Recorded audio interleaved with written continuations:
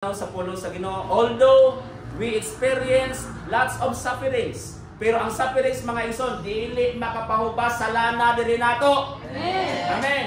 Hallelujah. Ang mga problema di makapahubas sa lana diri nato. Amen. Hallelujah. Nga naman, tungod kay naay word of God.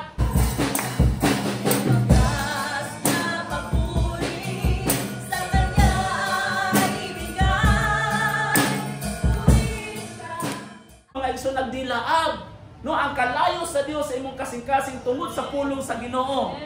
Hallelujah. Ngano ang tao mamad-an sa ilang mga suka, sa ilang mga lana? It's because of disbelief, because of doubt, because of disobedience. Mao na. Pero kung walay disobedience ato kanunay magtubil, mag-agas ang upa, mag-agas ang lana. Amen. Kanunay magpunan mga igsuon. Unsa kadako, unsa kagamay ng imuhang lana diha. Ang importante mga igsuon, ang lana sa Ginoo, ang tubig sa Dios dili mamad-an. Never runs dry. Hallelujah. Dili mga igsuon, kumaka sa Dios mga igsuon. Dili jud nato pasagdaan nga ang kaguol, ang mga problema maoy mohatak nato pababa. Wala na mga igsuon. Munang daghang kayong mga survivor ron, tugod na sa tabang sa Ginoo. Dili sa atong kaugalingon. Dili sa atong kaalam mga igsoon. It is because of God. Hallelujah. Ha? So, apan kung mangayo kamo, kinahanglan mo salig kamo sa walay pagduha-duha, ihatag niya ang inyong gipangayo. Take note, ihatag niya ang inyong gipangayo. I mean, what if, Pastor, pila naman ko nangalagad sa Ginoo? Pulo naman ko katuig, Pastor, pero sige naman ko ampo, until na wala magyapon ito ba? Sure ka? Sure kung nang Ginoo ko na imong gisampit. Meron na? Na yung mga pangutanan ko na wala tayo ko niya taga-is ko ang gipanganin mo, nagikapon na lamang ko ni, undang na lamang kong simba diha. Ang simbahan di ay mo hinungdan mong gipangayuan. No, kaniundang mo ka. Right? Nga, ang pangutanan karon, kaniundang ka. Ihatag bas Ginoo ipo ang mga pagampo, ang tubag. Wala ka katingog sa. Yun na. Ikaw ay pangutanon sa imong kaugalingon. Pero ang tinuod mga igsoon, gihatagan kas Ginoo, wala nimo na recognize. Kaya gusto nimo mga igsoon, nga katugyong siksik-liklik o umaapaw niya, wa kay gibuhat. Pwede di na. Dili. No, ang weight mga igsoon sa grasya sa Ginoo depende na sa imong sukdanan. Amen. Kung ang imong pagtuoy ingon ani ra o tama, bukas Ginoo ingon ana. Riba? Okay? Nga magampo gani ka, dili gani ka makapao, dili gani ka makapakunod sa hilanat sa imo ang giampuan. Tagaan ay kag siksik-liklik ko kumaapaw. No? Pero kung ang imo pagto naghingapin, bisan pandungan nimo na imong bata, wala kay tambal nga gipainom niya, mahuwasan na ingon ana ka. So dahon sa Dios. Hallelujah. No? Pero masaya rin lagi ka. Pakyot ra kasigi, pakyot mo si Lord nimo. Diba? Mauna nga, dili jud ka kapakita mga igsoon sa balay alampuanan. Kay hasta ang panahon sa Ginoo, imo mangikuha. Diba? So naano na daan ang disbelief ang mga igsoon. Kung doon na kay tinuod mga igsoon nga pagto sa Ginoo, dili nimo kawatan si Lord. Amen. Diba? Tagay kong karakteristik sa usa ka kawatan. Ang kawatan mga igsoon, manguha na. Di ba? Manikas na. Mangurap na. Muna'y kawatan. So, pangutan mo kaugalingon, kawatan ba ka? Wala mo katingog, di ba? No? Di ka katingog, mga igsoon kayo mo lang, napunuran man ka. Bitaw sa. Pero salamat sa Ginoo sa pulong sa Ginoo. Nga naman, we are corrected. Amen. Na-corrected ta mga igsoon kay dili di ay pud mohatag si Lord, mag-measure ko di ay ni sumala sa tuang ginakod sa tuang pagtuon niya. Yes. Amen. Mo-measure pag di ay na. Munang lisod mga igsoon, ikaw dili lisod, wala lisod sa Ginoo. Naa nato ang kalistanan. Wala gyud sa Dios. Depende na pag-demonstrate nato, pagpakita nato mga igsoon. Mo disobey ba ta sa Ginoo or dili? Pero kung di ta mo disobey, makapahulay ta. Amen.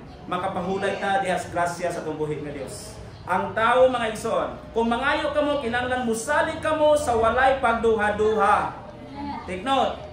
Musalig sa walay pagduha-duha. O ang imong pagsalig sa Ginoo, mo replikar na sa imong pagkatao mga igsoon. Urong sulong ganito sa pagpangalagad sa Ginoo, meaning to say, na is something wrong sa ato ang pagtuo sa Dios. Di ba? Ang Dios mo nagbuhat sa langit ug sa yuta. Labaw sa tanan kanang ikaw gihatagan kas Ginoo kinabuhi. Katapusan kang nilalang nga gihatag sa Dios nga gibuhat sa Ginoo. Wa ka gibuhat sa unang adlaw, wa ka gibuhat sa ikaduhang adlaw, ikatulo, ikaupat, ikalima gibuhat as ikaunom. Hantod nga pahulay ang Dios. Dili tungod kay gikapoy siya. No? Gibuhat ka mga igsoon, nagpasabot na nga gi-prepare daan sa Dios ang atong mga panginahanglan mga igsoon. Wala pa ni daghan ang kalibutan mga igsoon, naa na ang Dios nang provide na. Wa pa ta natawo mga igsoon ang provision sa Ginoo naa na. Kay kung dili pa provider si Lord, kung wala sa una-una sa Ginoo, first day pa lang gitugan na niya ang tao. Amen. Apan tungod kay nakita nato ang pagginuna-unaon sa Ginoo, iyatang gilalang sa ikaunom na adlaw. Then pagka-ikapito mga igsoon, aron nga mo response ang tao sa adlaw nga Domingo, mo response ang tao mga igsoon, kinahanglan nga mo pahulay ta sa presensya sa Dios. Pahulay means worship. Na? Worship. Everybody say worship. Worship. Muna nga kada Domingo magbatog yun ta kung asa ta mo batog.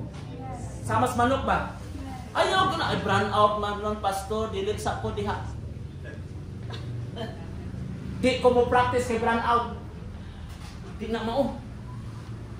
Amen. Ano nun? Ano na ba?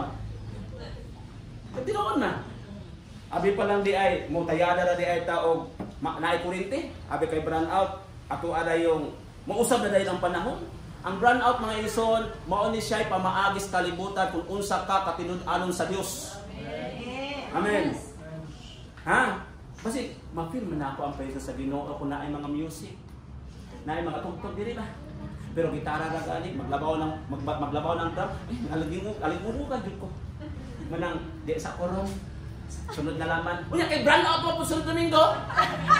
Asa mo ta pingon anak? Oh? Kabalo na si Lord anak, ekes.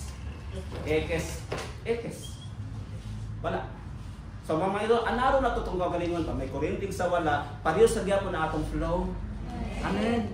Worship ra gihapon mga igsoon kay mao ni ang response nato sa Ginoo. Gihimo ta sa Dios, my goodness. Gihimo ta sa Ginoo mga igsoon, gitagatan niya ginhawa kanang naghangin nga ni gawas ni sulod sa imong ilong, gi kana sa Dios. Pati kung sampungan na imong ilong diha. Ha? Nang uwan manaway, dakog bangag kung gamit mga manaway. Pasalamat na ibangag. Kaysa wala. Amen? Baka ginawa ba na kayo walay bangag? Dili. Kanauban na ni kamot mo ginhawa niya ikaw. Gitangkila ng ilong sa para makahanggap og hangin. Nga ikaw libre. Manaway ka. Ayaw mo igsoon. Kaya nga naman, salamat sa Ginoo nga dakog bangag na gamay bangag kay at least ay hangin makasulod. Apak! Thank you Lord. Dapat mo na kinaiyas mga tao mga igsoon.